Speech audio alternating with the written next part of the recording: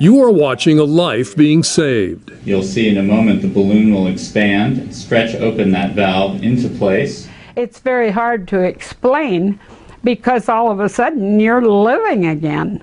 85-year-old Doris Halverson is living again. Gone is that swelling in her legs, the fatigue, that hacking cough, and shortness of breath. Just ask her friends at Jennings McCall Center in Forest Grove. Doris is talking non-stop again.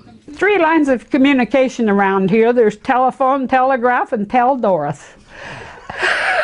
She's always been full of life and full of energy, but with the narrowed aortic valve, that was really slowing her down and threatening her life. Dr. Ethan Korngold and a team of Providence cardiologists, surgeons, technologists, and nurses gave Doris a longer and better quality of life.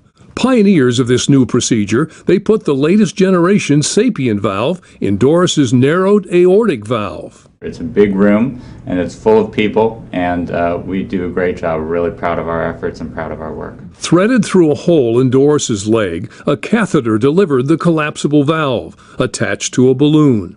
It expanded, pushing aside the diseased valve, and implanted the new one, supported by its stainless steel cage. Animation shows us the performance of the old valve compared to Doris's new one. This is a trial that only a handful of hospitals around the country are participating in, and we're fortunate to be the only hospital in the state participating in the trial. Doris is not afraid of adventure. She lived in Alaska for years. Before her groundbreaking surgery, Doris's claim to fame was submitting songs for the TV game show Name That Tune. The neighbor called me and says, Doris, they're using your songs on TV. Her songs could have won a cash prize, but the contestant naming them was disqualified. Doris, who years ago agreed to 2 mastectomies, was taking a chance again when she said yes to the heart valve trial.